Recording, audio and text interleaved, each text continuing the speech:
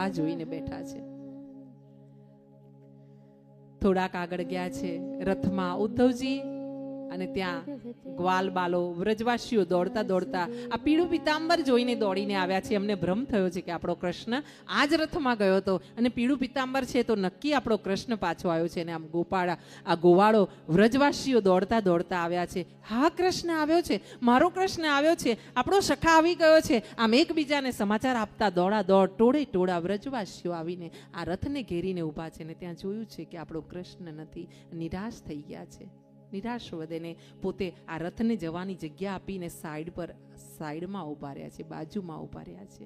આંખમાંથી આંસુ વહી રહ્યા છે. દર્શન કરજો. ગોપીઓ હજુ પણ આવી નથી. કેમ? આગળ બતાવું તમને.